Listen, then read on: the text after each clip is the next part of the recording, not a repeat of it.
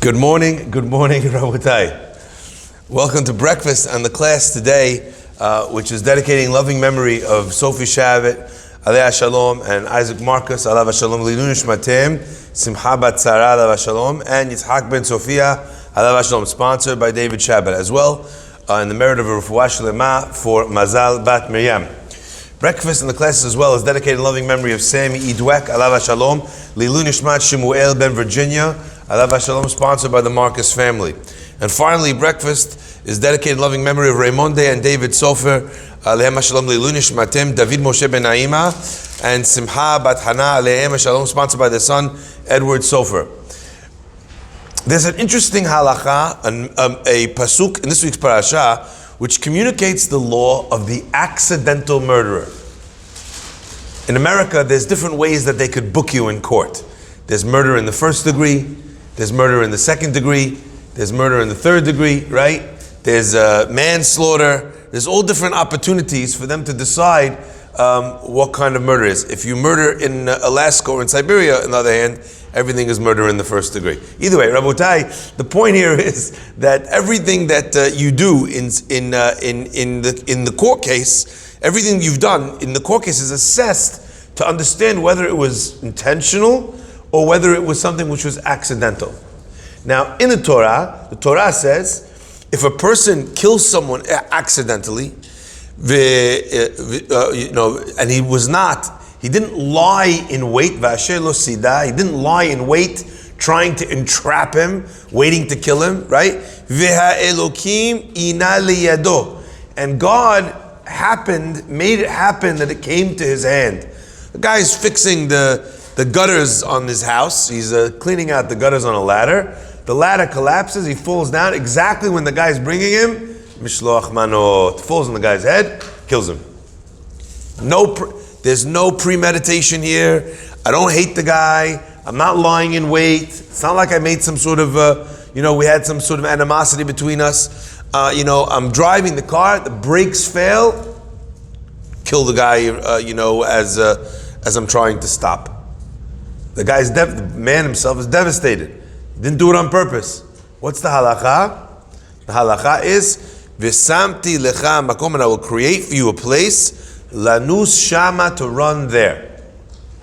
What's that called? Those are called the arei miklat, the cities of refuge, that if someone killed someone by accident, then they could run there. If they don't run there, the halacha is that the relatives of the person who was killed by this act of negligence are allowed to come and exact their retribution and kill him. Fascinating. Why? Because the Torah says their blood is heated up to the point it's boiling. They want to, revenge the death of their family member. The halacha is they're allowed to kill you. No one else is allowed to kill you. Only the family members. They get a free pass at you because you killed with your negligence someone that they love. Rabotai, actually, it's interesting that it would seem clear from these pesukim that that's only if the person did it through negligence.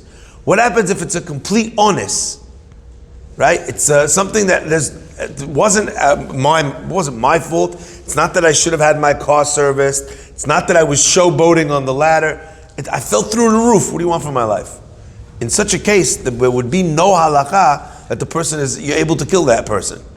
But either way, in cases where there's some element of negligence, the pasuk says, "V'samti lecha makol," I'll make for you a place that you could run there and be saved from the hot-blooded relatives who want to exact their retribution.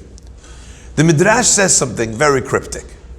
Says the Midrash, Moshe said to himself when he heard this law, he says, "Wow, ata now." I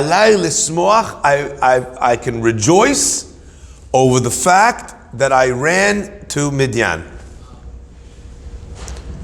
Because of this, now I see, I'm happy. HaKadosh Baruch Hu, thank you so much. I just learned this law. Now I know that I'm happy that I ran to Midian. And everyone looks at this midrash and you think there's a printing mistake here. What in the world is a connection? What's he talking about? Now, Moshe Rabbeinu didn't kill anybody by accident. So he was killing intentionally. Even if. So then there's no, but again, either way you take it. Either it's not called, it wasn't by accident, right? So this law doesn't apply. Or the law doesn't apply because it's not killing because they're using B'Shem Meforash. But with regards to either answer, Moshe Rabbeinu is not in the bracket of this halacha. So what does it mean that Moshe said from now I see that and the Sefarim say something very interesting. He said we see from the law of Rotzeach that a person has an obligation with regards to his own or her own safety to be able to take and to make levels of hishtadlut. Now I hear this all the time. People tell me that I have an obligation to make hishtadlut, and they're talking about it almost exclusively in the world of parnasah, in the world of making a living.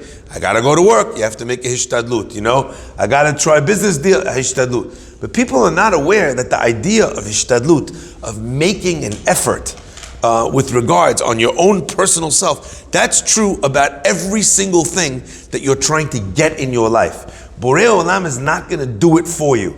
Even if HaKadosh Baruch Hu could do it for you, and even if without him all the effort in the world is not going to help, God's intervention in your life does not preclude you from making every single effort that you can in the realm or in the world of what you're trying to achieve. So therefore the Pasuk says to you, Ve'al Yomar, a person shouldn't say, look, bottom line, if God wants me to be killed, I'll be killed. If God doesn't want me to be killed, I won't be killed. I'm going to live in my house. I just finished renovating my house. It took me 7.5 years because I was building it in Manhattan, and you can't sneeze in the city in your house without a permit, right? So it took me all these years. I finally finished my house. Now you want me to go move in to the Ir Miklat until the Kohen Gadol dies? I'm not moving. If the guy kills me, he kills me. But then it's my time to go. If he doesn't kill me, it's not my time to go. Rabotai, with a person's health, there is also this concept of the laws of hishtadlut. A person can't say, I'm a high-risk person in the world of Corona. I don't care, I'm not wearing a mask. If I'm supposed to get it, I'll get it. I'm not supposed to get it, I'm not going to get it. There's no such thing. You know why? Because again, maybe you're not supposed to get it, but the fact that you're not doing hishtadlut means that you not getting it is almost like a miracle. Especially now, Rabotai, that there's higher strains of this, strains that are more catchy. We're seeing people that for a year didn't get it, lived in the house with other people, their best friends got it, nothing happened to them. They think that they're immune. And it might be that they had some sort of immunity or blood type or mabaref that protected them all this time. But right now, with this new strains, people who didn't get it all the whole year long, now they're all getting it. I know someone that non-stop, he was in and out, back and forth. This guy saw more people during Corona than Fauci himself, okay? And he didn't catch anything. Direct contact with people who were ill, didn't catch anything. Eventually you start to think, and now he's got it. Why? Because it's the lowering of the person's hishtadlut in this moment that actually causes them to now be in a new bracket for, what's it called? They're in a new bracket for getting this virus. Why? Again, one more time. Why? Because I wasn't supposed to get it. But the fact that I exposed myself now requires a higher level of miracle for me to be saved. Do I deserve the higher level? I don't know. Maybe I haven't been eating my spiritual Wheaties. Maybe I'm not praying with enough kavanah. Maybe I'm not learning enough, giving enough tzedakah. So hishtadlut plays a tremendous role in staying alive. Therefore, the pasuk tells you, if you're killed by accident, they have a right to kill you. You no longer are safe in your own place. And Hashem says to you, I'm not going to guarantee your safety. So you have to go to a place, an Ir Miklat. The Midrash is telling us, Rabotai, from here, that Moshe heard these words and he was overjoyed. Why? Because Moshe felt, for his whole life, he felt guilty. It's clear that he had a trajectory, a path in his life, which was miraculous. He was stuck in the river, he survives. They're trying to catch him. He winds up being found by who? By the daughter of the person who's trying to kill all the Jewish babies. Not just all the Jewish babies, him. The whole campaign to kill Jewish babies is because of whom? It's because of Moshe. And where does he get taken? He gets taken to the house of Paro to grow up. So he's a miracle baby. Moshe always felt maybe me running to Midian was inappropriate. Maybe that showed a lack of emunah. What am I running away for? God never told him to leave. If that's the case, Moshe felt that maybe all those years that he was in Midian, maybe he delayed the salvation of the Jewish people because he wasn't there. This weighed terribly on his conscience. He heard this mitzvah where the rabbis say a person should never put themselves in a place of sakana because they have an obligation to hishtadlut, to use everything that they could to keep themselves safe. Rabotai, if that's the case, suddenly Moshe was overjoyed. Now I want to speak to this for a few minutes with you this morning. This concept of hishtadlut. Now the greats used to say that a person should buy a lottery ticket once a year. That's what they used to say. Buy a lot. That way, if Borei Olam wants to give you a windfall, and the problem is that you didn't buy a ticket, you didn't make hishtadlut. So make your hishtadlut. So if that's the problem, so the doors are open. Borei Olam, you want to give me $1.5 billion, I buy a lottery ticket, I'm open the doors to a very quick fortune, okay? That's, this idea though is not only true over here, it's also true in the world of shidduchim, of finding the right match. Sometimes I feel that you have young people who are looking to get jawaz, they're trying to find somebody, and they say, look, I spoke to the shadchan, that's enough. I went to one singles event, Hajj, it's enough. If I'm supposed to get married, then the right person will find me. A person has no right to do that. Just like in every other area. You don't say, I'm going to go to work once, and then I made my hishtadlut for working. I'm going to speak to one recruitment agency. I spoke to them. What do you want from my life? You go to work every day, right? You're praying every day. That means that a person really needs to be making hishtadlut in the areas that they want to see advancement in their life, in every area, all the time. It doesn't mean you need to meet a shadchan every day. It doesn't mean that you have to go on another date every day. But it means that a person repetitively needs to be engaging and investing their own sweat into the things that they want to achieve. Rabotai, I remember reading a magnificent idea on this, on the beginning of the parasha that's related to this. The pasuk says, "Ve'ela mishpatim asher tasim lifnehem." These are the laws that you will place before them. And the parasha then goes on to enumerate a plethora of legal cases that belong to every judge to be able to adjudicate in trying to bring justice to the people. They tell an amazing story about Rav Shlomo Kluger. Rav Shlomo Kluger, literally, Kluger means very wise in Yiddish. He was very wise, he was very clever. His pirush on the side of the Gemara is incredibly incisive with very few words. So they came to him and a guy is crying. A man comes to his office and he's crying. He says, what's the problem? He says, I was a intern at this Jewish wine store for the last, I don't know how long. And for years, I've been putting aside one coin after the next till finally I had enough money to be able to sustain my family, to take care of us, to take care of the family. And he says that I would hide this, I'd hide my wallet with all the money. I'd hide it amongst all the barrels in the basement of the wine store. I figured that the guy has better security, better locks on his store than I have in my house. So I would keep my money here tucked away somewhere, and no one would know. It was only me, I was the only one, that would come down here. And he says, and I came to work today to put in my final few pennies to be able to, buy a house or marry off a daughter or whatever, Mabaref. I reached in, he says, and the wallet's gone. He says, look, we haven't had a break-in. The only person it could be is the owner of the store. He's the only one with the key. And if someone else got in, then they would have taken stock. If they broke in, a thief, then why is only my wallet missing? He says, it's my boss though, and I have no way, number one, I have no way of claiming or proving that he stole the money. I never told him that the money is here. And also, if I accuse him, then I also will lose my job. What should I do, Rabbi? Rabbi was very clever. He calls in the owner of the store. He says, listen, he says, I'm in a little bit of a quandary. Maybe you could help me. He says, what's the problem? He says, the fellow who works for you came to me crying. He's very upset that he lost the wallet.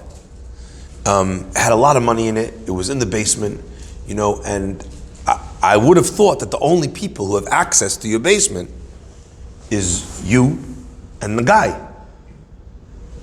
Predictably, the guy says, what are you talking about? You're accusing me of stealing the money from this man? Are you out of your mind? I own this store. I'm a wealthy person. I don't need his money. You can't, there's no proof. What kind of thing is this? The Kluger says, no, calm down. Calm down. He says, that's not what I'm saying. He says, what I'm saying is, as the rabbi of this community, I called you in here to tell you that we're in a very difficult predicament. It's very important that we find the wallet. He says, because if we didn't find the wallet, and only you and him have access to the room, that means that someone else had access to all the bottles of wine in your basement.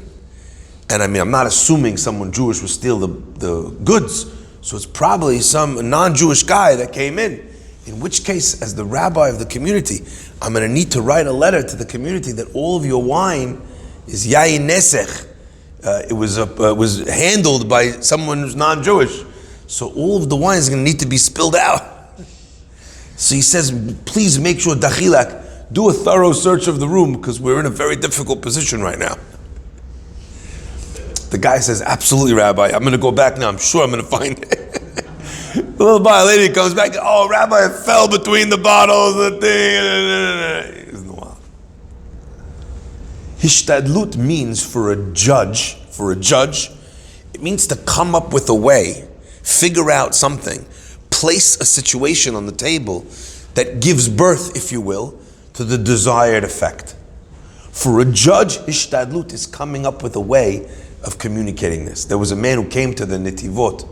He had a gold coin that he found, and he was talking with it about it with a friend of his, an acquaintance. And the man said, "No, it's not yours." He says, "It actually just fell out of my pocket."